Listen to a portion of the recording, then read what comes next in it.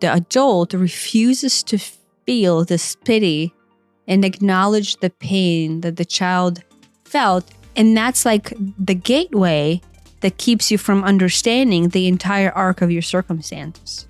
But if we drag in the trauma behind them, then they feed into the curriculum or the circumstances that has this arc that is really one arc. Having that wisdom really enables you to hold a better space for your young self.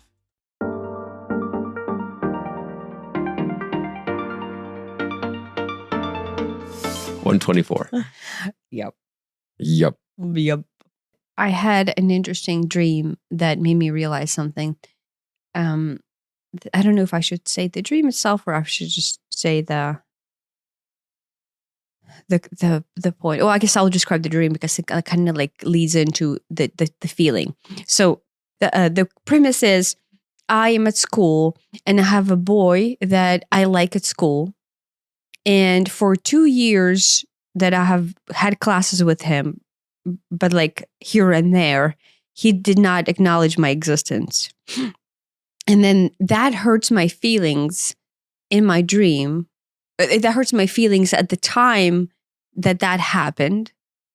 And then later, as I'm evaluating this still in my dream, I realized for me to admit to the fact that something has hurt my feelings in the past, or I was, the word is pain, that I was in pain in the past, actually creates another echo of pain for the present when you were admitting that you were in pain in the past. Right. So, and then I don't know, does that actually come through? I know I was trying to explain this to you when it first happened a couple of days ago, but. No, I get it. It's like, it hurts back then. And, how much you realize that is a different thing, but it definitely hurts back then. Yeah. And that's probably unaddressed and undealt with, and so it sits in your psyche. Yeah, it's stuck, festering, a stuck energy. Yeah. And then later, when you do realize it, well, no, you choose not to. This is the point about this is why we do not want to address past pains or past traumas, because they actually bring up pain in the current, not about the past, but about the current of admitting that you were hurt in the past. Yeah. So there's both. It's both. It's double pain. Because you also feel the past pain if you're doing it right. Yeah. But then there's the present pain of which it's nuanced and complicated, because it's like there's a lot going on there. There's the pain of like, oh, this happened to me. There's the pain of, oh, I've never addressed this. There's the pain of, how could they have done whatever they did if it's from someone else? There's a lot of things that are all tied into the present pain too. Yeah. With me, the most obvious, I think the reason why I had this dream is because obviously I need to lay out the understanding that there's what would be the present day markers that would cause the system not to want to go and process the past, right? And that's what it is. One of the very obvious ones that didn't dawn on me until this dream is because the pain is not only then, it is also now. And in my case, it's actually the admitting of the pain of the past, which is different than the pain right now, causes the current self to feel the pain of this like self-pity or self-pity. I guess maybe it's pity, like, I feel pitiful recognizing myself.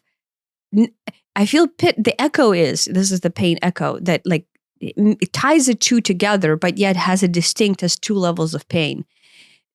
How I felt back then as a child on processing any kind of emotions or any kind of traumas was I feel pitiful about myself, which made me want to cry, right? So the emotional level of pitifulness that I basically started to run away from is, the second I feel pitiful, I'm going to cry. And then I feel hopeless. And then I feel like there's nothing to comfort me. And then I short circuit, right? Mm-hmm. That was kind of the thing. And so when I felt something, let's say, I don't actually remember any boys that did not pay attention to me, which is another thing that I think it's either a whole other episode or part of this episode that I just remember trying to survive. Like the idea of boys, like never even entered my mind because I was just busy surviving. But anyway, so because I felt pitiful to admit to a boy not paying attention to you. And it was not boy's fault. Like there was a story like the boy parents were going through a divorce and he was having a really hard time at school. And like as a child, I was like, well, there's obviously no why right here I am surviving and here he's surviving. This is like completely irrelevant that he's not paying attention to me, right? But for some reason, there was this pain of not being paid attention to, which honestly is probably how I felt about myself as a child, more so than about a boy. Mm-hmm. And that made me feel pitiful because I felt abandoned and alone. And then that it kind of got stuck, right, unprocessed and stuck. And now in my adulthood, in order for me to even go there, I have to first go through the adult level of pain here that, oh shit, I have to admit to all of this pity and hurt that I actually felt that I'm refusing to acknowledge. And somehow, I'm told, and it does seem that way, but I'm like, even on a more important level that I can articulate right now, it is two different sets of pain. I can see it as two different sets of pain, but like it is extremely important to see it as this is two sets of pain, and the first one keeps you from actually going into the latter. Yeah, and vice versa, almost the avoidance of the two. Yeah, no, I can see that. Yeah, no, it's pretty clear to me that there are two sets of pain. There's the old one, and then there's the current day one, which they're connected. They're connected. It's an echo, like it's an echo. Yeah. That's a good way to word it. It's a pain echo. Yeah, and so I thought, oh my gosh, right? If we're sitting there and our goal is not to feel hurt or too hurt. Do you know what I mean? Like I think with me, I spent a lot of time as a childhood trying not to feel too hurt because if I sat there and thought about it too much, I would like have to admit that I feel hurt. And so I didn't want to sit with it too much. And obviously that's the numbing, right? You just numb off. And then because of that numbing off, that basically carried as a kind of like a signature move forward. Like, oh, guess what we do? We don't feel, we numb off, right? Through, of course, as I mentioned before in the previous podcast, through pretense of control, right? Like, right. Everything is hunky-dory. I have control over this. In order not to feel. Yeah. The original pain, which was in this case, I guess, is, I don't even know what.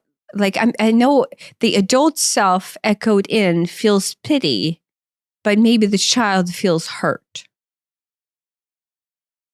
Yeah, I mean, I don't think pity is the pity is more like an after echo, right? It's not right. Well, it's for me right now. Right now, for me to admit that as a child I felt that much pain, makes me feel pitiful about myself. Not pitiful in the sense like, oh look, you're pitiful. Like it's that like a sorry and a hurt mixed together. And I don't know if pitiful is the right word. Like it's not hitting the exact mark, but just unfortunate. Unfortunate. That's not like visceral enough. Pitiful is the only word in English I could come up with that felt it. Okay. But not in like, oh, I have pity for you. In this case, the child feels pity for itself and that hopeless feeling because there's nothing that can be done to elevate this feeling. Do you know what I mean? I think so. Not elevate, but elevate. Like alleviate. Okay. Yeah. Oh, but maybe also elevate as well, right? The feeling is a lower vibratory feeling, and then you would elevate it higher, and then alleviate. Alleviate is it like almost to make it go away? Mm-hmm. But elevate would be in order not to ignore it, but take it into a higher vibratory state. So yeah, I think both. If you combine elevate and alleviate, it would be that word. I love alleviate. Sure. Yeah. And so yeah, it kind of dawned on me. And I'm like, oh my gosh, I think I could be wrong, but this is what, like, if you want to explore any childhood pain that you felt that you can echo in right now, and what would prevent you right now from going in. But like the message that I got is, or kind of the understanding that I got is, no, all of childhood trauma, all the shadow work that we do is there. One, we can use the current level of pain as a toolkit to echo us into the past. So like sometimes you say like, oh, I can't go there. Like, I know it makes sense and I know it's there, but I can't go there. This might be like a tool. Yeah. Like finding out the current emotional state as an adult, what you feel about that situation right now, and using the echo, which actually will be like a railway stop, like railway station, that will propel you into the spot where it actually sits as an origin. Yeah. Yeah. No, we just happened to watch a home movie from my childhood because it came up where when I was, but like it got crammed into my head out of nowhere. I was standing there and I was like, oh, I need to tease Elliot about his beauty pageant participation. I know it came into my head first, and I'm like, "Ooh, I can make this into a joke," but it totally got crammed into my head for like no particular. Like it was just like all of a sudden, like a boom. Yeah. I was actually jokingly making fun of you. I think it's really cute that as a boy you participated in a beauty pageant. I wasn't the only boy, at least. I saw it on. Yeah. So I have a box of old Super 8mm family videos from the 80s when I grew up. And I digitized some of them. And I just grabbed one, digitized it, put it in the done bag. So it was just random that I happened to get this one out of, there's quite a few in there. What kind of camera recorded that?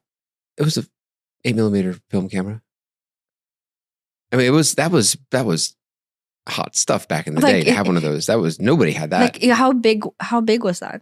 I think it was probably on the order of, maybe like better part of a foot long and, maybe 8 inches tall and 4 or 5 inches wide. Okay. Plus a lens sticking out the front. And you would stick 8mm film. 8mm, yeah. A roll, the roll this big, that was 3 minutes. Oh, okay. 3 minutes of film, no audio. So when I was 4, I turned 4 in May, and then here it is, 4th of July. So a month and a half, 4 plus a month and a half. Up in Pekin, Indiana, there's apparently the annual. There was probably.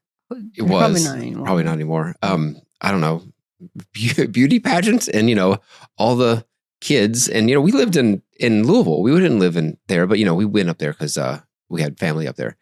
Yeah, but it was like a packed event. It was packed. It was like packed. I'm like, how many people lived in Pekin, Indiana in 1980? And all the girls were. I mean, girls. I'm talking like 4, 5, 6, maybe 8 at the tops. 10. No one was older than 10 for sure on that video we watched. Yeah. Were dressed up in their ball gowns, and I was in my little sailor suit. I don't know what it was. It was like a onesie overall. It was really cute. Aiden had something like that. And I happened to have a broken arm at the time too, which made it even funnier. My left arm was broken and in a cast. And everybody will walk down the little runway and, walk back. And I just remember viscerally not wanting to do this. This is not something I wanted anything to do with. But my mother enlisted me in this, along with, I guess my cousin was in it too. And we all did our little parade. And it's, now it's fun. Okay, there's a video. Look at me. I've got the blondest of blonde hair. Look like a poster child of the Aryan race. Gosh, I had blonde hair. Yeah, but I just remember so viscerally, even before I saw the video years ago when I digitized it, not wanting to do that at all. That was just something I did not want to do. And so I always felt, forced into it. And it was, even at 4 years old, it's clear, I don't want to do this. It's mom that wants me to do this. And the only reason to do this is because it looks good. This is a performative thing. Did you ever understand that as a 4-year-old? I did understand that as a 4-year-old. you did? I did. I understand that this is, the whole point of this is that people get to look at me, and I don't care at all. In fact, I'd rather not. But, and if people look at me, then, that makes mom happy. Mm-hmm. That's what she wants is, oh, look how good her son is. I understood that to some degree, even at 4 years old, that this is not for me. Dog and pony show. Dog and pony show. Yeah. But like on the literal and metaphorical sense, right? Because it's literally like a beauty pageant is a dog and pony show, but metaphorically, right? Your life is already a dog and pony show, right? But this was a very concrete, example of it. It felt like that was, present in many aspects of my first half of my life, basically. But what did you see in it? Like, did you have different perspective on it when you watched it just a couple of days ago? I mean, there was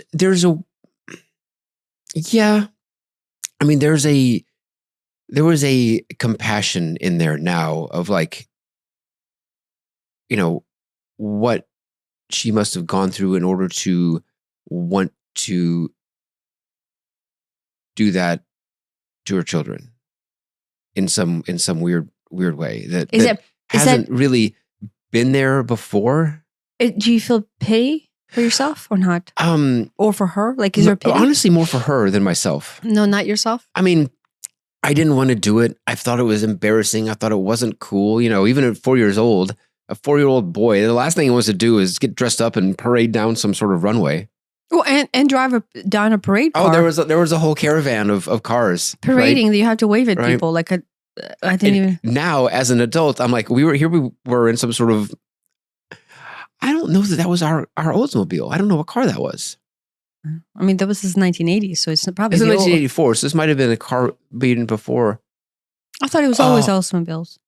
Wait a minute, no, we had an 86 Oldsmobile, so this is something before that I don't even remember this car, but it's some sort of reasonable, sensible 1980s sedan, right? But we're behind a pair. I don't remember this at all, but on the video, we're behind a Camaro. Oh, was it Camaro? Yeah, I think it was Camaro. Convertible, super cool, and that's behind what I think is a Shelby Cobra, even more super cool, right? And so out of the 3 cars that I could see in a row, we clearly have the lamest car. That didn't register at the time, but now I'm like, oh, look at this. We don't even, the top doesn't even come down in this car. I don't know, but yeah, I'm like, oh wow, there is pain from back then, and there is pain now from like, part of it is like that I bothered to hold on to the pain too. It's like, that's something that should have been let go. Hold on to what pain?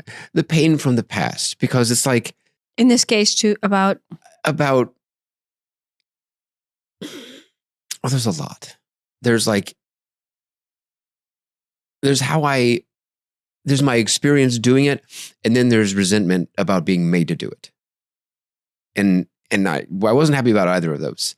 The experience doing it, is it painful, or is it only the resentment that makes it painful? Because the experience itself is like, what, you're on the stage. Yeah, it was it felt embarrassing. You were embarrassed. It felt embarrassed that, I'm all dressed up and not even Sunday best. It's an outfit.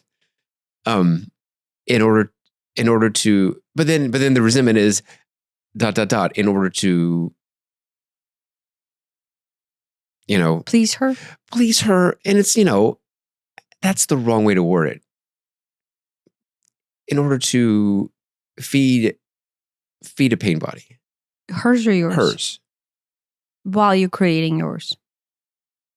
Well, it turns out, yeah. But it's, right, it's like, I understand doing things that make other people happy.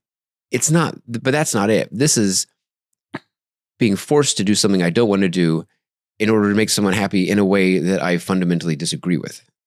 Yeah. So, yeah, it's...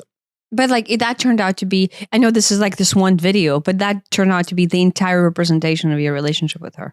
Right? Like one video summarizes all of it from both like visual standpoint, because you're looking at the video, and the meta standpoint, because like you're like now that you are aware, you're realizing what is actually happening on the emotional and soul level of this experience. Yeah. And I told you about that years ago, right? Because I thought it was funny because you're a boy, and I didn't realize boy participated in pageant. I wouldn't have realized that either unless I did it. But yeah, that is kind of like the embodiment, right? If you were to sum it all up, here's a 3-minute 8mm roll that kind of sums it up. Yeah. Yeah. Yeah. Isn't it interesting that you have this like video footage?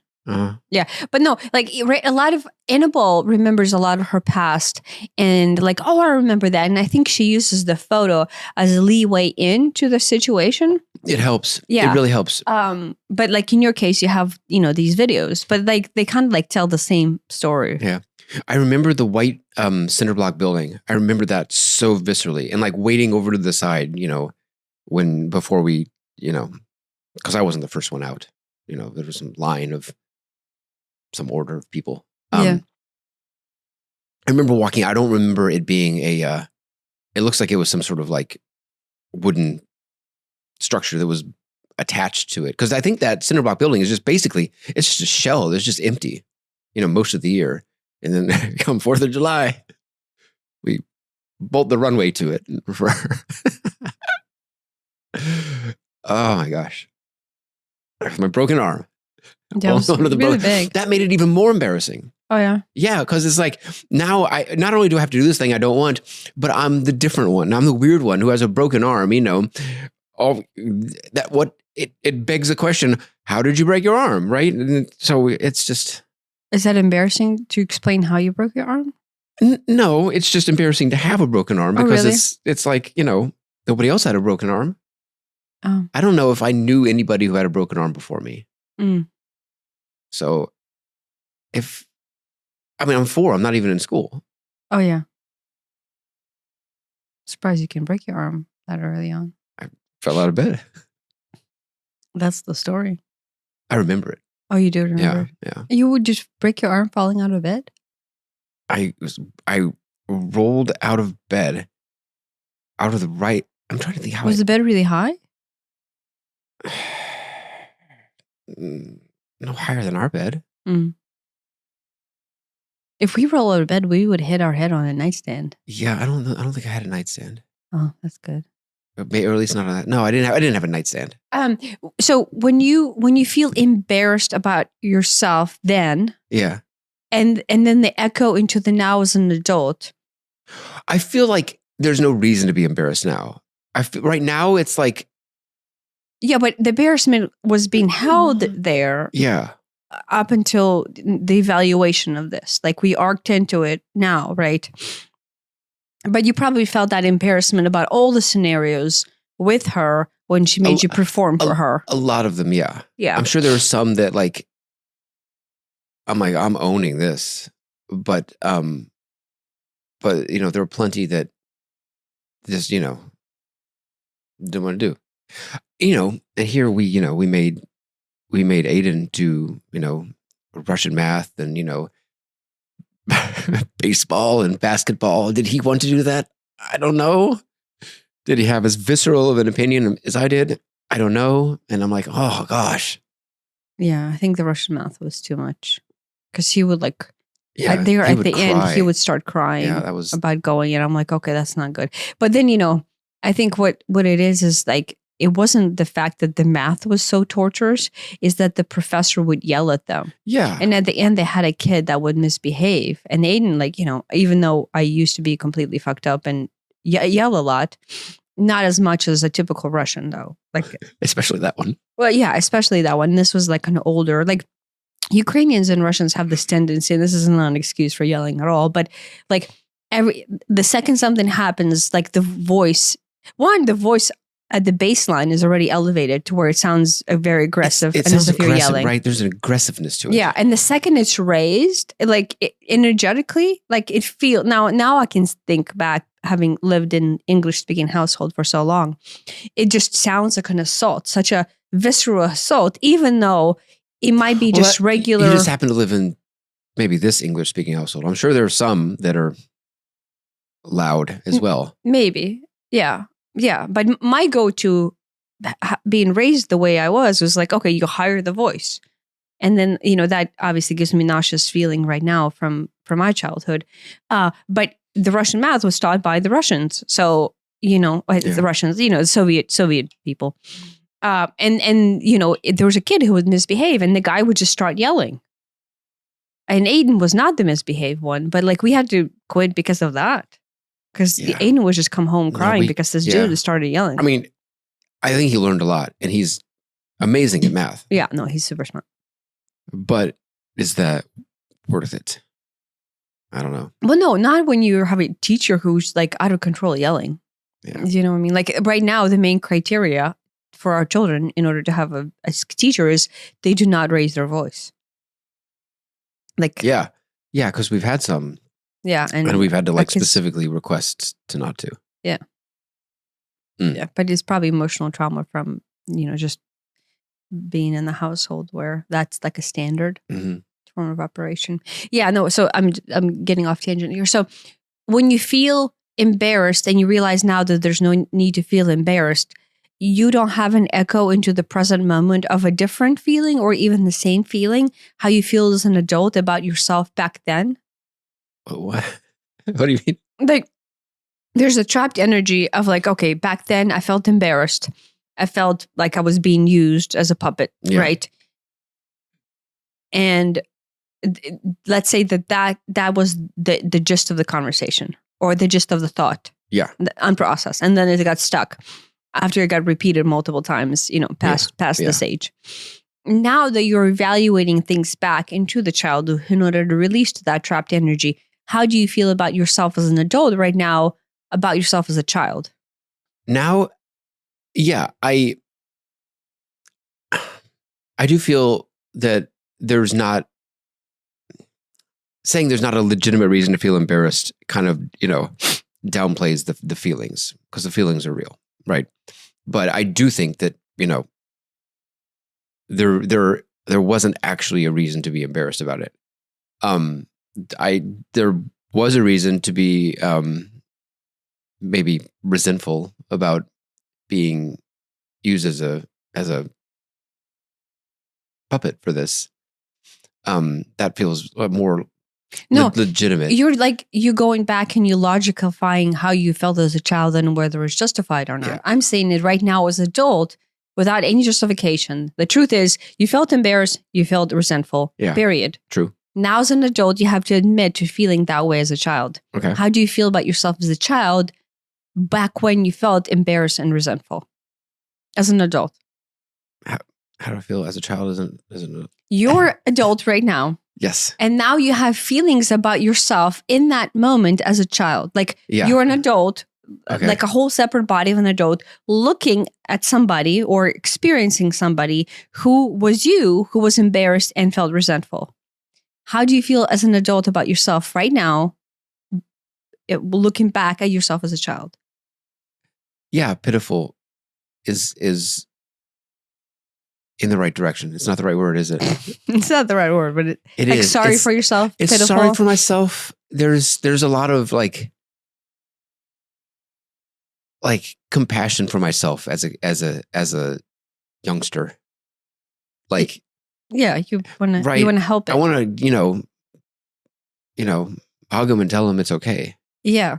Yeah. But that pain, that pitifulness of you right now, feeling that for yourself as a child is the barrier that causes. This is the closest I've been to getting misty when I was talking about it, right? I was talking about this particular scenario in general. Yeah, this particular scenario. Because because it's like, right? Saying poor me is the gosh, that's the wrong No, that's but the wrong thing, but it's in that's that how you vein. feel. Yeah, yeah, It's yeah. not trying to think. Is it poor me in the same poor me that you see some starving kid on TV? Yes, I think it is. It might be. It's yes, it's like you feel pitifulness for your own self. You feel sorry for yourself. You realize how hopeless you felt. You realize how alone you felt. You realize how like no way out of it. Yeah. But that's a feeling right now. Yeah. Very much right now. It is a present day feeling Yes. about past me. Right. Yeah. And this is a separate set of pain Yeah. as opposed to my 4-year-old self, ...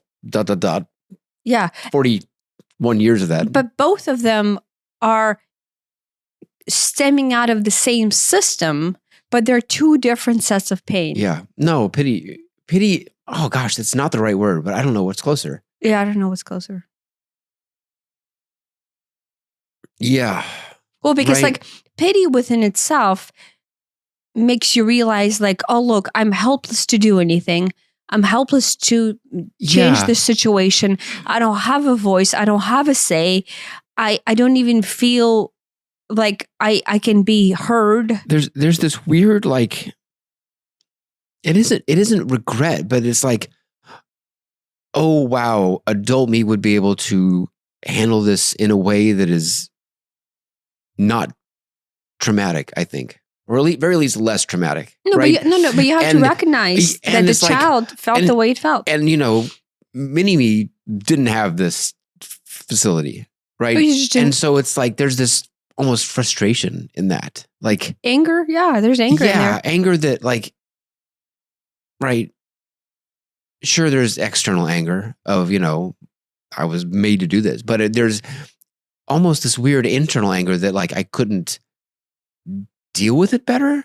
And it's like, you're 4. No one can deal with it at 4. It's like anger, but it's also like shame, but not from the standpoint of like you've done something wrong. It's a shame that it was this way and it hurt this much. Yeah, right. It's like I'm sorry, right? like sorry, shame. Yeah, because I mean, part of it's like as an adult, it's like this isn't even. It wouldn't even be a thing as an adult. So it's like... Well, no, but maybe because you would have numbed yourself off to feeling that in the moment. Maybe. I mean, I'm talking about like right now. I don't think I would numb it off. But like, there were parts of my adult life where, yeah, I would. I mean, like, yeah. If I could put my adult psyche in my 4-year-old body, I don't think it would have been anywhere near as traumatic. Yeah, but don't like remove that from the truth. So it's like there's this like regret and like wishfulness that it was different in that capacity too. As an adult.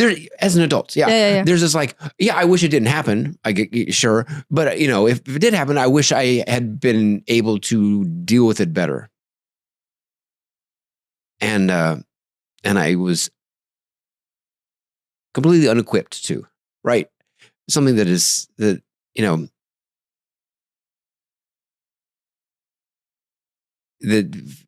it feels weird. It feels weirdly trivial right now, which makes it even more frustrating that it was such a big deal. Because it's like, but like, does it not allow you to see how sets of experiences not being able to be analyzed from an adult standpoint or even standpoint of awareness just simply linger as these stuck stories that are very truthful and extremely painful. Right.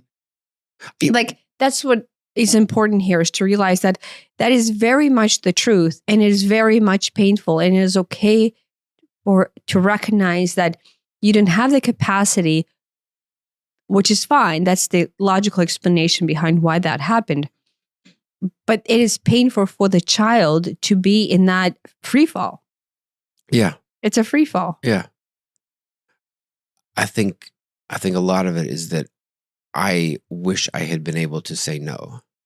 But as a child, who can say no to the parents? Of course, You're 4 years old. Right. And no, you know, with and you, that continue to echo your entire life. Sure. I mean, that's... And you're seeing origins of it at age of 4 in the video, right? Yeah. But as a child, you're always at the mercy of the parent. Right. Because guess what? You're going to get dragged to whatever they're going to, no matter what. Yeah, well, going to it isn't the problem. It's being paraded around that was the problem. Yeah, but what's the alternative? Throwing a fit? Yeah, I don't know. I mean, I don't think I even gave them the slightest inkling that I didn't want to do it. Oh, really? I don't know. Maybe I did. I don't know. I have no idea. Well, you were so afraid of her. That I know I didn't want to. I just remember not wanting to do it. Surely you would have voiced that. I mean, you're 4. Maybe, probably. I don't know. Huh. Is there a way for 4-year-old me to get out of doing that? Maybe there's just not. Yeah, I don't know. I mean, but that's a story of a whole bunch of things in your life. Yeah. You just do things that your parents make you do that you don't want to do, but that stuck feeling of resentment and maybe embarrassment or maybe helplessness and feeling like you don't have a voice, because guess what? You don't have a voice when you're 4.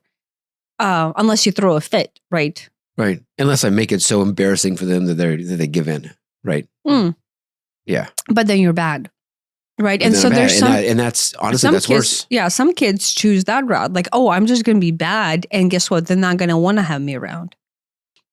But at least I'm not subject to their religiosity, but I'm bad. So like you get no love from them because you're bad, but at least you're not doing shit you don't want to do. But that's worse than not having love. To me, that would be worse than not having love. I think for most kids, there'll be love. Right. So there's just another realization that I had when I woke up in one of the nights, maybe before this or after this, is like, how much of our life is spent behaving just the right way in order not to be bad, right? Because we're afraid of the erratic parent, or we're afraid of not getting love in your case, right? Yeah. No, I mean, a lot of it. All of it. And so that helplessness and stuckness and the pain is allowing yourself to admit to that level of feeling lost and feeling trapped, and actually maybe in my case, I know that was the case, admitting to that pain. Yeah. Right. Like in my dream, whenever I had to go back into the time when there's a boy at school, he did not acknowledge my existence.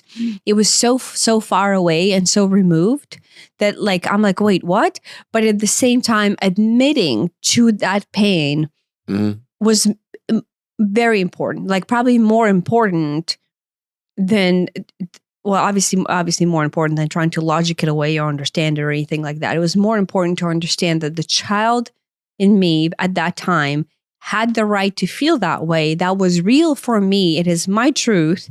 And that's the truth has been stuck and then carried into right now and is being blocked to assess it, because right now the level of pain that I will feel is different, but yet it originates from the same arc.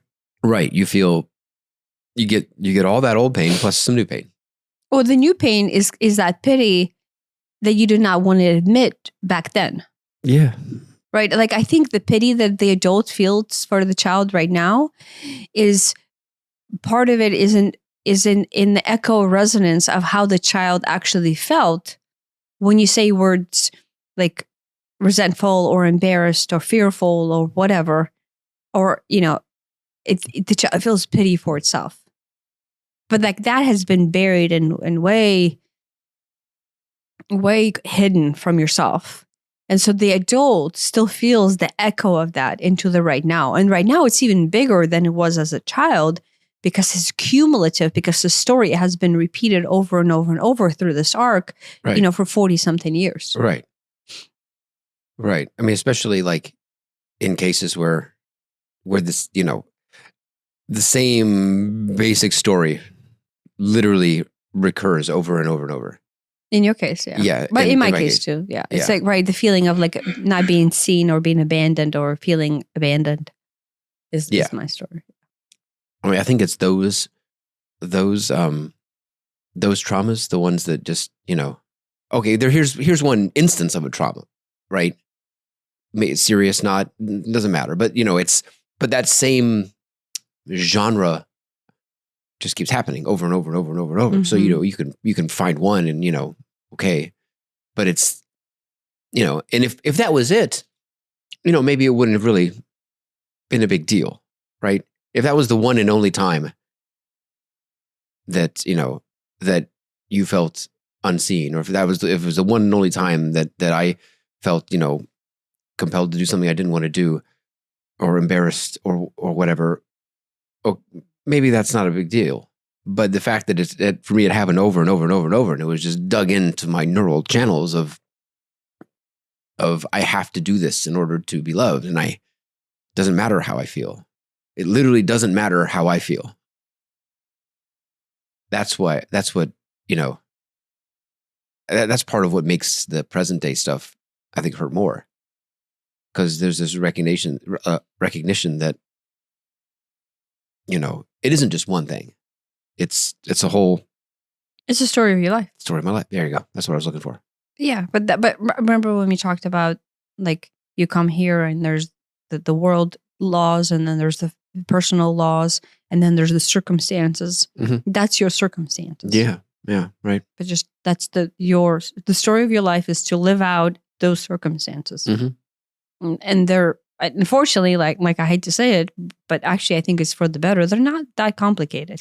No, they're not. Like that's the funny thing, right? It's actually very visceral, and in a random home video without any sound, you can literally see the layout. Right. Do you know what I mean? It's just that. But it's what makes it so unsurmountable is the fact that the adult refuses to feel this pity and acknowledge the pain that the child felt, that the adult still feels right now for the child. Yeah. And that's like the gateway that keeps you from understanding the entire arc of your circumstances, right? Because the second you go, oh no, I feel pain right now as an adult for myself as a child, based on this scenario, or based on that scenario, or based on that scenario.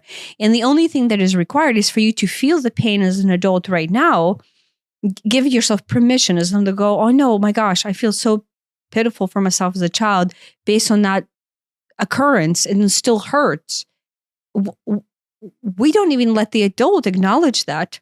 How could we ever go into the child half of it and then acknowledge the child for what they're at, like, Gabor Mate type of a theory?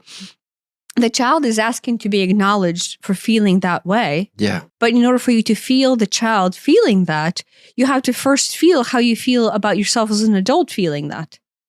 And there's that's pity and hopelessness and wishing it was different. And, unless you feel that, you can't even go give healing to the arc that is the child. Yeah. But it's kind of strange, because I was given this as like a look, here's how it works. But like the more we dive into it and the more we talk to it, I think that's what it is. As an adults, we have, if an event happened to us as a child, or in your case, in my case, right, you can see this curriculum is actually the right word too, by circumstances, right? Your life curriculum or circumstances is, I'm not lovable, I don't have a voice, and I have to do things and be basically a puppet in order to appease my mother so I can get any hint of love, right? Yeah. And in my case, like, I have to try to stay as invisible as possible because everybody seems to be too busy surviving, in order to survive myself and make myself as small as possible in order not to be seen, and that seems to be safe. Do you know what I mean? If that's the curriculum of the lifetime, if that is the circumstances which you came here to explore, right? You can kind of see the arc. I can see the arc through my entire lifetime of this. But what would prevent me from exploring this arc and uncovering the entire vastness of it is the pain that I'm refusing to feel right now as an adult, in order to admit everything I had to go through as a child, like over and over and over. And I think that over and over and over makes this thing seem so big. Right. The pain seems so big that for you to admit to that hurt, and that like unfairness of like, right, like you almost feel unfair. Like, how could this happen to a child? Yeah, How right. can, Yeah. like, look how much it hurt. How can this be? Like, how is the world so cruel? Or how are the parents so cruel? Do you know, like, Right. you have to almost No. like say all these ridiculous things that logically do not make sense.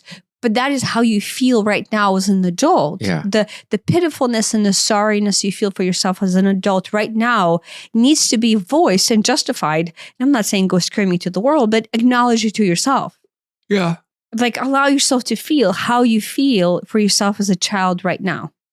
Yeah. No, I know it feels like impossibly huge and insurmountable at one level, especially early on. Well, because I know there's that, all these instances because it of feels it. like, oh my gosh, and I can't, what am I going to do? Go one by one and address them? It's literally like every day of my life.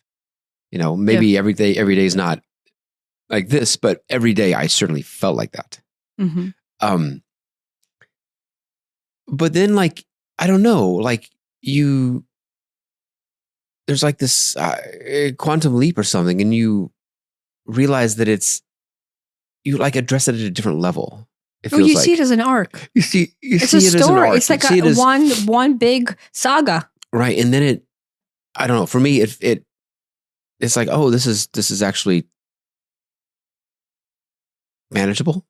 It's actually like, it's not a million things. It's just one thing. Yeah. Yeah. But you have to allow the adult to feel Right. that the million/one thing. Right. As an adult right as now. an adult, you're right. It is like, there is all the stuck stuff from the past, but like right now, it really boils down to like some sort of like pity or sorrow. Yeah. It's weird. I hadn't really considered that. I know you had said that, but I hadn't like felt that myself until this conversation. I'm like, it's at a different point in my life. I wonder if it would have been, like just anger or something. Like if I had done this 5-10 years ago, I wonder what that would have been. Well, anger would have been there to continue not to feel. Maybe like right. We spend the entire time being angry about something, right, that causes us not to open this echo. Yeah, because this right is the now gateway. it's like anger doesn't even make sense to this, because I'm like, I was angry back then. I understand that. I can feel that. I'm not angry about it right now. It's like, well, if you're angry, you're still refusing to feel. Yeah, I'm not angry that I had to do it. I'm not angry that, I was embarrassed. I'm not embarrassed at this point. It's poor kid is what it is.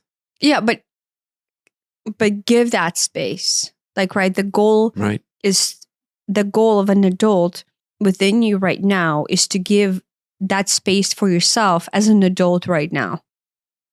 So then they can echo back into what the child actually feels and wants, as opposed to the blockage that the child has felt your entire life.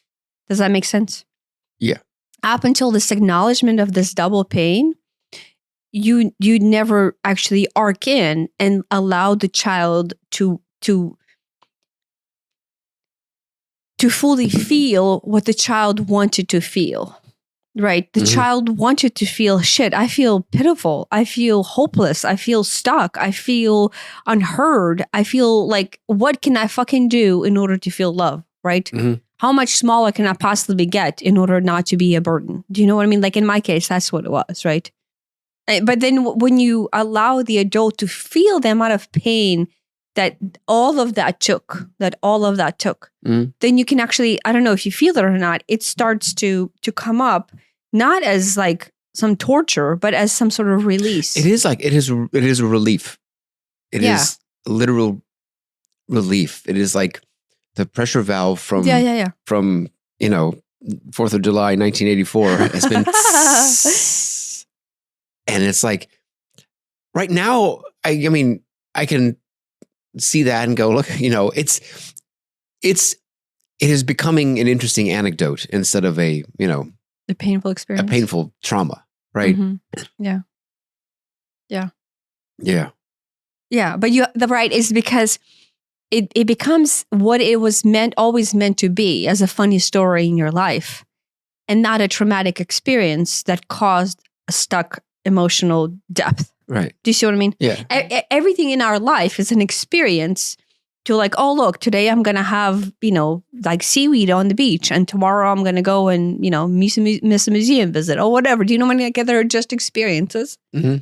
But if we drag in the trauma behind them, then they feed into the curriculum or the circumstances that has this arc that is really one arc that we can release and let go, not by numbing it off or pretending that it's not there, but allowing the adult to feel how the adult has been feeling, and really the child within us has been feeling all along, and then acknowledging the pain of right now, which is pain one, and then allowing that to echo in and then basically take us to the actual pain two. That is that moment, or that really, in your case and in my case, kind of like the entire curriculum of your life here.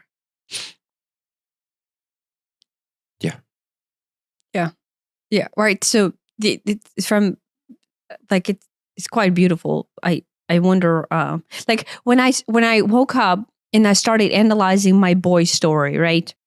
And I'm like, oh my gosh, for me to admit that I liked a boy and that boy did not even acknowledge my existence, and how much that hurts. And I was like, I can't even remember any boy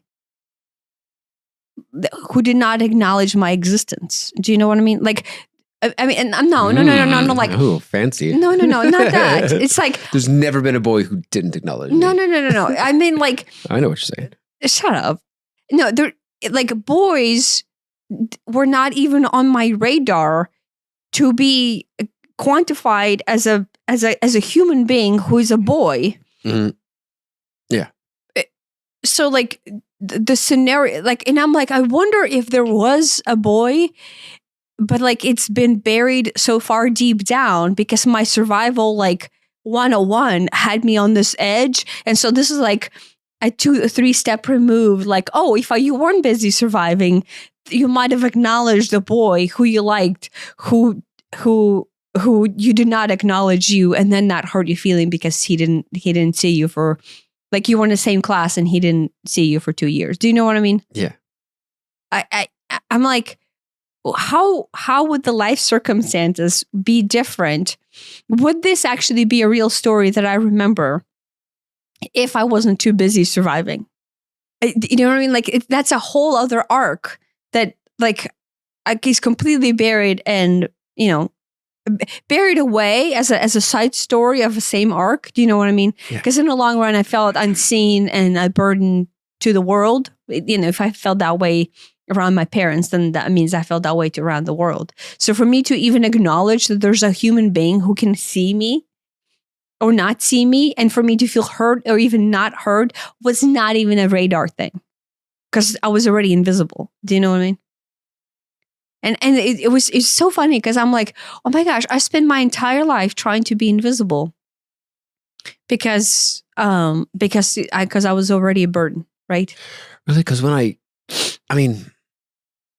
met you, you were, I guess you were just sitting in class minding your own business, but like you always felt like you had a big personality. No, imagine taking that personality and trying to make yourself invisible. That is torture. Like you just finally let yourself loose. I don't think I've ever let myself loose. Like in analyzing, the arc is, okay, if you feel like a burden and you feel like you are just in everybody's way, which is how I felt, growing up. Then you're like, oh, okay, well, I don't want to be in everybody's way and I don't want to be a burden. So you have to make yourself as small as possible in order not to interfere with people who are in charge of trying to make sure you survive, right? Mom and dad are over there trying to make sure we have food and potatoes and, I don't know, heat and water and whatever. And if I am going to do anything, it is going to be to help us survive, but not being burdened in any other way. So I will never ask for anything. I will never like pretend like I need something. In fact, I will downplay everything in my life. I'm getting emotional now. In order to like not be a burden, you know what I mean? Yeah. Yeah. And so like that set in as a survival mechanism. Oh, well, you don't want to want things from people because guess what? They're busy doing their own thing. And in my case, my own thing as a child was to make sure that the family survives the winter. Do you know what I mean? Yeah. Yeah. Right. Yeah, but like as an adult, me feeling that right now, I have to like arc my way in. It is total pity. Like that just like hopeless pity of like, fuck, imagine how broken and unwanted and unseen that child must have been actually feeling to determine like, oh, the solution to all of this is to make yourself really small. And as useful as possible in the survival like tactics. So learn how to survive very, very good. And like when we came to United States, right, like that burden became even a bigger burden. Like, oh, the parents now don't speak English. Guess what? Now you are in charge of survival. Which, right. Right. Yeah. No, that's a lot. That's a lot for yeah. But 13-year-old. Think about it. That's just crazy. It's the same story. That same curriculum, circumstances that got facilitated by me moving to a foreign country, having foreign parents who didn't speak English, right? Mm-hmm. And then me needing to be in control or in charge in order to facilitate safety. Which is this exact same story that I can go back to, oh, that is how I felt as a child, right? We're struggling for food, we're struggling for survival, heat, and my parents are just trying to be in charge just enough or to go and do stuff just enough in order for us to survive. Which is like literally, I had like taken that role at 13. But it's the same arc. Do you know what I mean? Like the story did not change. It just got amplified to the nth degree by moving to a foreign country. Yeah. Right. But at the core of it all, yes, this is what you're doing, right? And, you know, obviously I can do that because I do have a big personality behind myself. But all to be, I don't want to be seen, right? I don't want to be a burden. If I want something, guess what? I'm not asking for help. You know, do it myself. Yeah, you do all yourself. You survive yourself. You know. See, I have a bit of that, but I think it's in a different way because it's like, you know, I just rather do it myself because I don't trust anyone else to do it. Which may be close. Yeah, like there's I guess trust in there, know, but we've.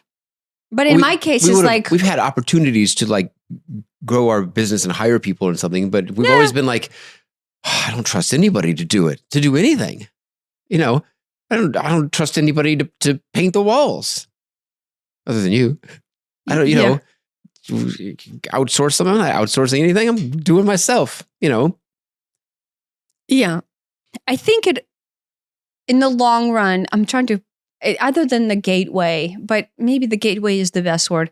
I think going through this process and go through this understanding of like, here it is how I feel as an adult right now in this moment, and the amount of pain that I have and what kind of pain that is that I'm experiencing about myself as a child, the outlook of myself as a child is a gateway that lets you release this valve. It is literally a valve that, you know, the entire arc, the entire echo of this one story, one circumstances of your entire life is basically being held in the desire not to allow yourself to process because it unravels the arc. It unravels the story, right? Right. And as much as we hate the story is known to us and familiar and feels safe in its own way. Yeah, we're choosing to keep the pain going in order to continue to have the story. And so what's kind of like a conundrum here is human beings want to spend their entire life trying to avoid feeling or trying to avoid experiencing the pain while actively refusing to feel the pain in order to release the pain. Mm-hmm. But like that, it's like a Band-Aid. It's like, well, it hurts if I take it off, but it's never going to heal unless you take it off. Sure. Except that this is the design of the curriculum or the circumstances to keep it in place. Right. If you are continue to have yourself to experience a humanity, three-dimensional humanity on Earth, the best way or the only way to do that is to continue to function in the three-dimensional pain in order to propagate the arc of your assigned experience that came here to experience. And this, if you start to basically do this process, and you want to, I mean, make sure you want to, because the second you start this, it unravels the arc. If you're willing to feel the pain of the adult that you actually are feeling right now, you're just refusing to admit that you're feeling, that you have felt as an echo and kind of remnants of the entire arc of your life as a child, the story, whatever the story is.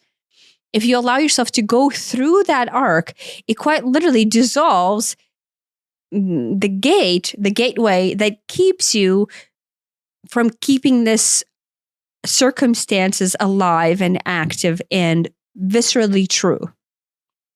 Because think about this. If you feel yourself and you give yourself the pity, not the pity that we cannot name the pity or the sorrow that you feel for yourself as a child, and you allow yourself to feel this now, and you allow yourself to arc that into your childhood, and then marry the two, have the two separate pains be married, like the story kind of dissolves. Right. Like everything is like, it is not beautiful in the sense that you would want to repeat it or whatever, but it is beautiful in the sense that this is your story. Right. No, just having done it right here now, it really, I mean, when we watched that whole movie a couple of days ago, it was starting to do it, because I'm like, well, here's a thing, and it happened. Did I want it to happen? No. Did I have strong feelings at the time? Yes.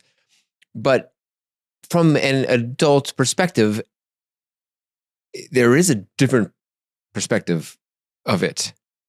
I didn't really evaluate the whole how do I feel as an adult about how I felt as a child thing until how you now. feel as an adult right now, like the feeling is right now of yourself as an adult about overlooking yourself as a child, right? Okay, so that's a better way to word it. It has to be right now. The pain. There's two pains. Yeah.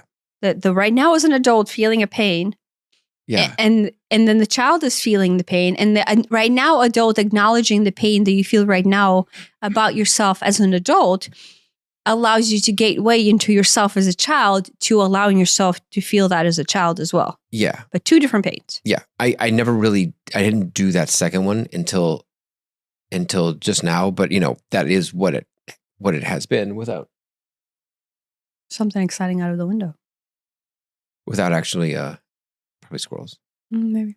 I didn't do that, Well,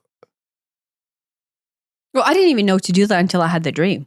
Yeah, right. but I didn't do it deliberately right then until just now.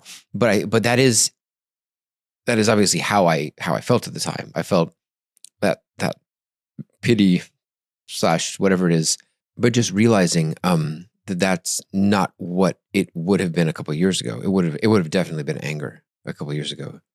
It's really interesting that it's anger about the circumstances as opposed to pity about the circumstances. Yes. Yeah. Yes. Anger about the circumstances and about the cause of the circumstances. There would have been a bad guy in my story. There would have been a victim in my story. I'm the victim, of course, in my story. It would have been very externalized. Yeah. As, bad guy did something, poor me, but not in this poor me in a victim poor me instead of poor me in a just compassion for me. Yeah. Well, the old story is the avoidance of actually feeling the true emotion. Yeah. When somebody else is a bad guy, you don't have to feel, you can be angry at them and not actually feel the sorrow and the pity. Right. Right. It keeps it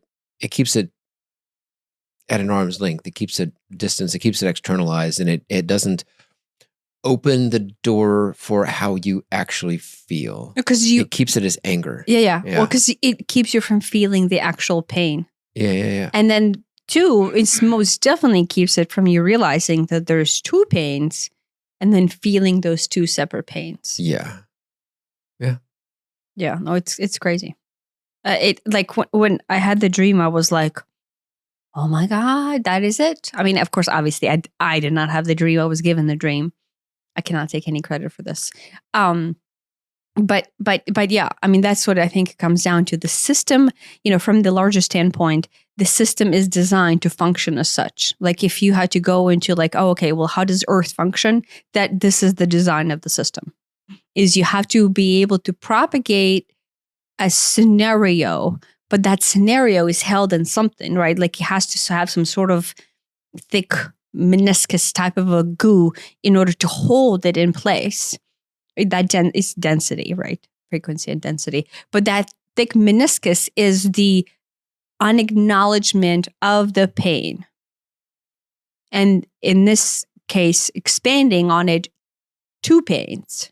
The pain that you never felt or refusing to feel as an adult right now, in order to acknowledge the pain that you actually feel as a child right now.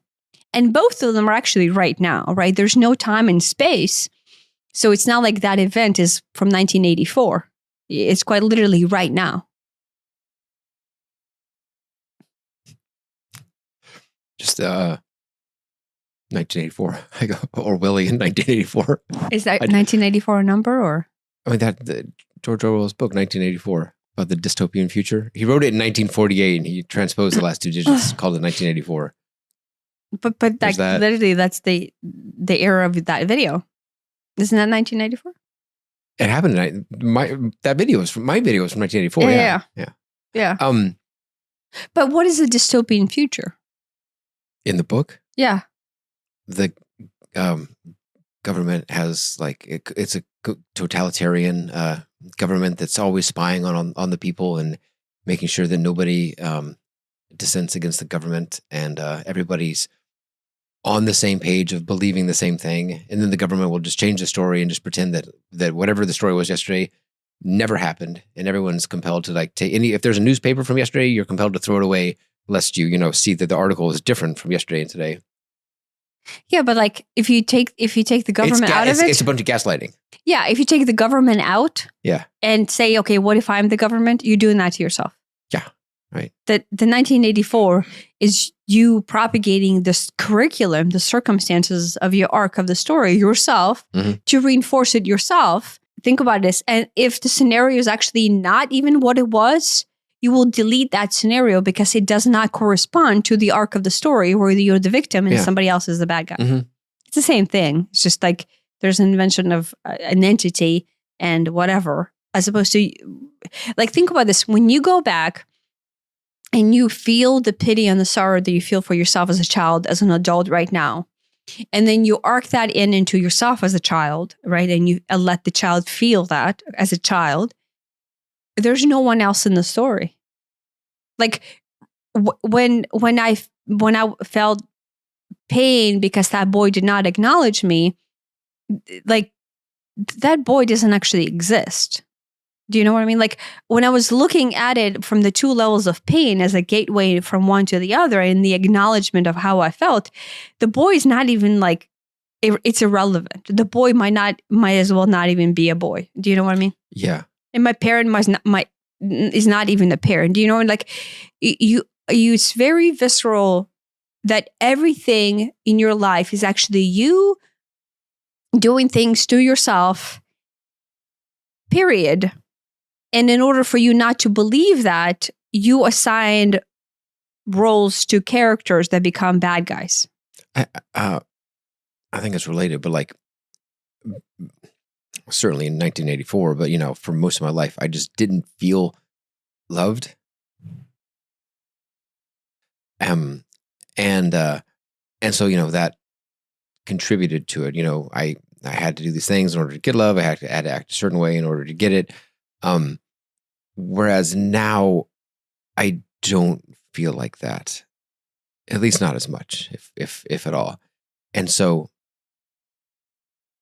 that feels like that kind of opens the door to understand it in a different way. And, part of it is, compassion and maybe pity for like, look at, child me who, his truth at the time was he is not loved. That is what he felt. Mhm. Would he have worded it that way at 4 years old? Maybe not, but certainly felt that way. And it's like, oh, that's really sad, right? To have Yeah. a child that doesn't feel loved. That's right. And you just want to just hug him and tell him it'll be okay. Yeah. I mean, I think that opened the door to let me feel it from a higher point of view. What did? Not feeling it now? No, not having the burden of feeling unloved, at least at this moment, lets me put in perspective. It's like, in as much as I'm not actively, acutely suffering from the same thing as I was back then, I can see it like I'm not down in it, looking at young me down in it. I'm maybe above it, looking at young me down in it, and I can go, oh, I see where this is coming from. I understand. Having lived through it, and then maybe being slightly above it, when I can see my young self down in the thick of it, and I'm like, I understand what that was like, and so that just, I don't know, leads to more compassion to my younger self. Yeah. Do you I guess in your case, you're saying, do you think it's necessary for you to understand what is that caused you to suffer in order to be able to overlook No, it? It isn't. Understanding is the wrong word. It's that having experienced it,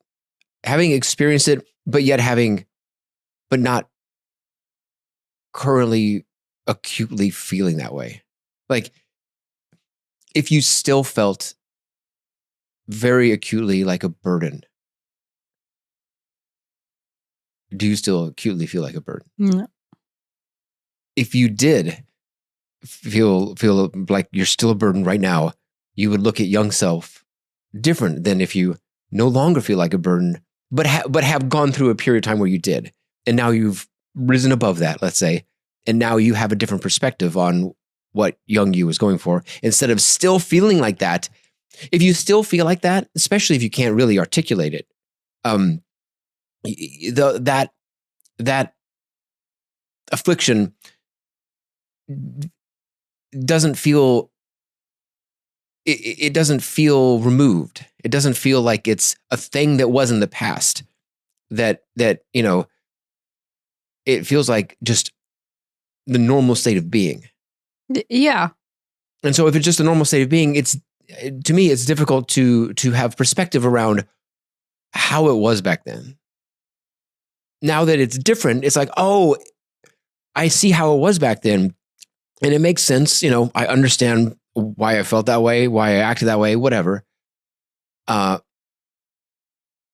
there's like a compassion toward that. And as opposed to, I still feel that way, and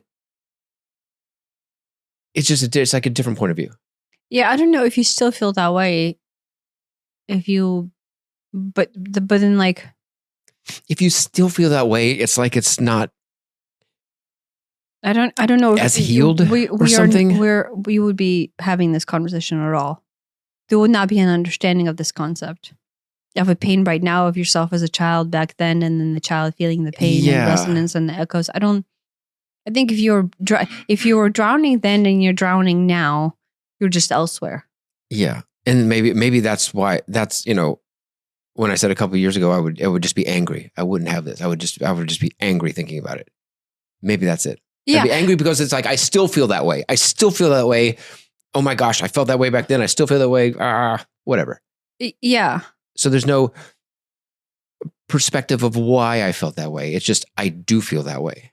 Yeah, but if you do the pain here and then the pain there, and you acknowledge the two pains, it feels like the entire concept of that disappears. Like when you say like, oh, do you feel like a burden? I was like, I know I have, and like even probably not that far back without realizing that is how I felt, right? Right. And I would behave like there would be certain things that I would have done that would have echoed out of that experience, right? Mm-hmm. Like, oh, I don't want to push myself onto this person and blah, blah, blah, blah. Like I always say that, but I think it's echoing out of that experience. Yeah. But at the same time, having this echo recognition of myself and as an adult feeling how painful I feel right now about still how I felt as a child. Like the concept of a burden doesn't even make sense. Do you see what I mean? Like the concept itself.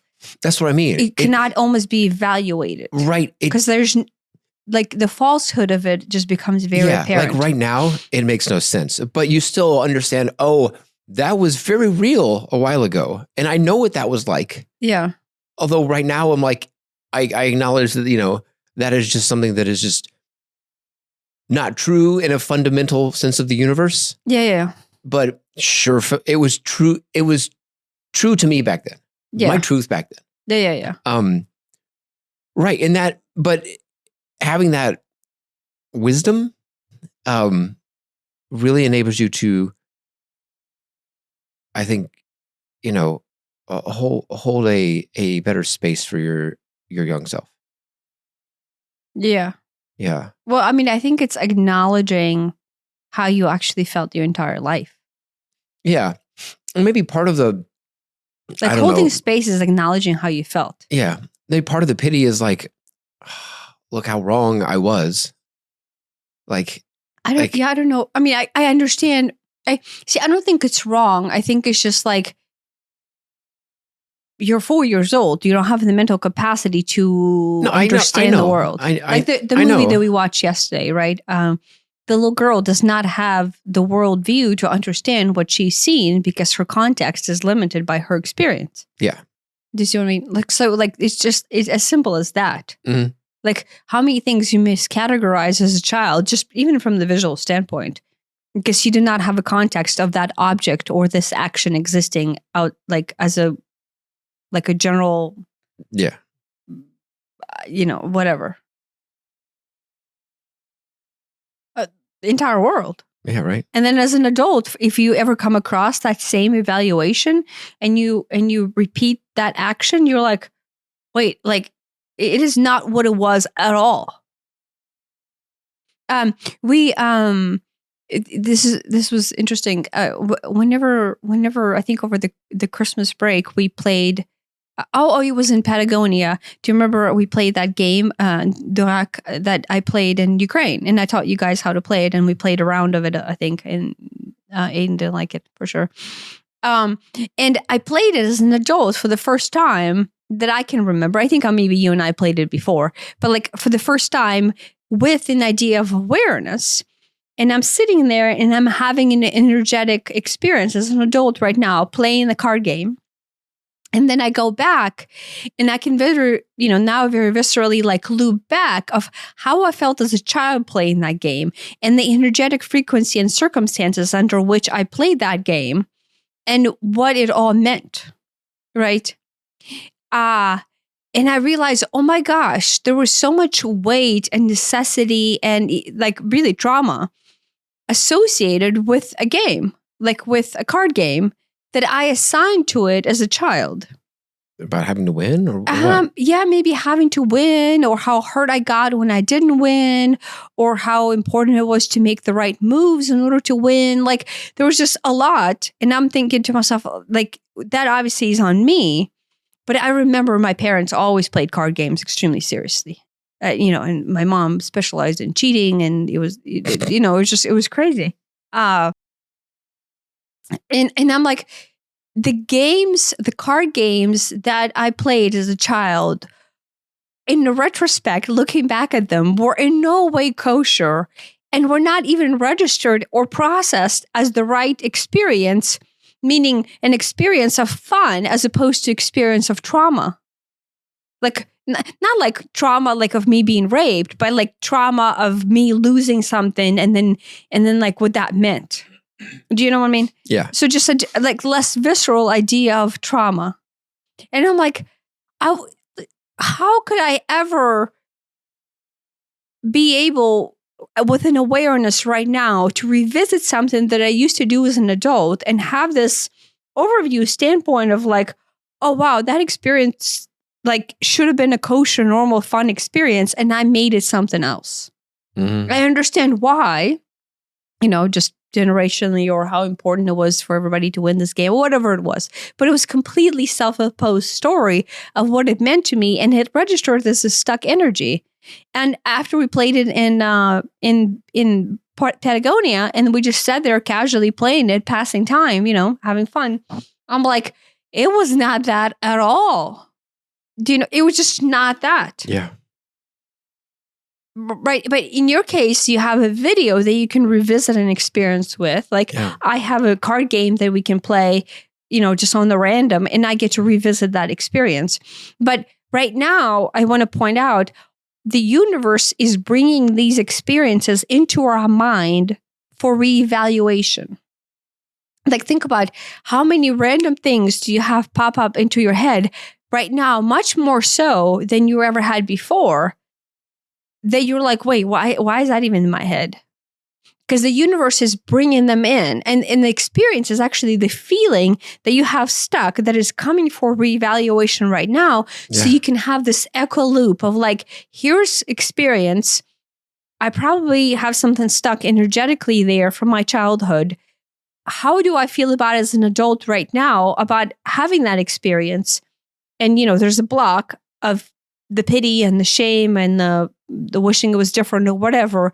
Then you can loop yourself way back and give your child the healing space it needs in order to reevaluate and reposition this experience and release that valve. Yeah, yeah. And I think that is what's happening right now. I don't know when it will stop, but like for the last couple of months for sure. And I saw other people say this, that, oh my gosh, like I just have all these things come up out of nowhere. Like, that experience and this experience. Me too. And it's not even places, right? If it is a place, the guiding by the universe is for you to go into the experience that you had in that place. So you can do this double pain loop in. Feel the pain, recognize what the experience was, acknowledge, okay, there's probably pain and stuckness there. What did I feel as a child? Realize what you still feel as an adult right now about that experience, and allow the two echoes to merge in, to allow yourself to bring that into cohesion. For really release, like, but like integrated release, not like la la la la la release. Yeah. I think a lot of random things have popped into my head lately. I'm gonna have to pay attention when they pop in now. Yeah, well, just use. I think that's what they're there for. Is that like, because right, you say like, okay, well, you cannot go through like 8 billion moments to catalog everything. But the truth is, there's not 8 billion moments. There's one curriculum. There's one set of circumstances, and all of it falls under the same story. Yeah, and if your psyche's bringing up something from the depths, that's probably connected to it. Well, it's just connected to something that you're able to visit right now. Mm-hmm. And that willingness to visit is what sends the message to the universe that I'm willing to face my truth. Right? So if something comes up right now and you push it away and don't go into the places of this double feeling the two pains, that's your psyche going, yeah, no, it's still a no-no square. We don't go there, right? Versus if you do this, then the universe is like, oh no, look, the truth is willing to be heard. You're willing to face your truth. You're willing to see the truth and feel it and experience it and acknowledging it. And it opens that pathway to more truth. And so then you just basically get into this huge cycle of like something comes up, you feed it the truth. Something comes up, you feed it the truth. And then sooner or later, right? I'm not saying nothing will ever come up, but then your story becomes a story of truth as opposed to story of denial. Right. Because those are the only two options. Right. There's no truth and lie. It's actually truth and denial. Does that make sense? Yeah. So the universe doesn't understand, like the universe just treats everything as your truth. But if you don't acknowledge what hurts, then it's just a denial of the truth. So the message then the universe gets, oh, look, this person does not want the truth. Mm-hmm. Because they're spending a lot of their time denying the truth. Right. Does that make sense? It does, yeah. Like it's a very big difference between a truth and a lie, which is a false narrative. It is actually truth and denial. Yeah. Because there's no such thing as untruth. Right? That's a whole, so yeah, we are once again ending on a cliffhanger that will basically, should be the transition to the next podcast, but considering it will take us 2 hours to get to this point, we won't even remember where we left off. Maybe you can jot a note when you're editing the podcast and we're like, oh, truth versus Just add it to the list right now. Oh yeah, we'll never understand what that means. Yeah, but yeah, like it's as so. I said this before, but I will just end it on this. The goal of self is to know thyself. And for you to know thyself means you have to admit to yourself being who you are. And the longer you spend denying yourself admittance of being who you are, the longer you spend active counterproductive to your goal, which is to know thyself. Right. Yeah. And so pretending like your denial is not your truth, right, is counterintuitive to the goal of you knowing yourself. Right. Because it feels safe, but it's not actually safe. Yeah, you're basically, you're just denying it because you're trying not to feel the pain. It's safe because it's familiar, but having the Band-Aid on is familiar. It hurts to take it off, but yeah, but Band-Aid is a thing. This is an existential story of your life. I like analogies. In order to feel the pain of right now as an adult and then to feel the pain of the child, it feels extremely big because it is, because you're quite literally unraveling the arc. I say feels safe. It feels familiar. Yeah. And in as much as familiar is safe, but because the truth is you actually feel unsafe. Maybe you don't know anything else, but it is not safe. Well, the truth is you feel unsafe and it's existentially threatening. The pain that you're refusing to feel right now feels threatening. The pain that the child is still feeling from the entire billion stories is still threatening. But if you don't acknowledge the threat and the pain and the fear and the pitifulness and the sorrow that is how you feel right now and how the child still feels, then you never climb out of the cycle of pain. Right? You don't even acknowledge, if you don't even acknowledge that you're currently in pain and have always been in pain, and the only thing you're trying to do is feel peace, how can you even not feel pain if you don't even acknowledge that you're in pain? Yeah. Like, do you know what I mean? Yeah. Like, logically, it doesn't even make sense, much less energetically. You trap yourself in this denial. Yeah. Right? And you and I have been in denial for a long time. Denial is a river in Egypt. Yeah. Right. Yeah. Yeah. Denial is like very comfortable. Right. I'd say that it's not comfortable. It's actually viscerally painful. But it's familiar. And you thought as a child that was the way for you to survive. And now as an adult, you're fuck, it was never. There's a whole, concept. Ignorance is bliss. Right? Well, that is layered. That is a very true statement, but it probably has 8 billion layers within itself. Right? There's all kinds of levels of ignorance and there's all kinds of levels of falsehood of bliss. Ignorance is bliss makes perfect sense until it doesn't. Yeah. Yeah. And when it doesn't, you're like, oh, there's no such thing as ignorance is bliss because there's no such thing as bliss with ignorance. Yeah. So yeah, you keep on saying that, you keep on thinking that, and I think that's what propagates the stuckness. I will not feel the pain right now. I will not feel the pain of back then. I will just not. and then you go la la la la la and pretending like everything's okay. And like I can summarize that as my entire life. I'm just walking around pretending like everything's okay while the child is screaming, and the adult is screaming. Both of them are screaming. But it's just how much screaming do you actually let out? None, because that's also not. No, it's kind of funny. It's funny, but except it's like very human. So Right. like you're human and it's funny, but then it's painful and it hurts. But then at some point it's funny and beautiful, and it's very. There's a lot of emotions of humanity. Yeah. Yeah. Thanks for listening. Thanks for listening.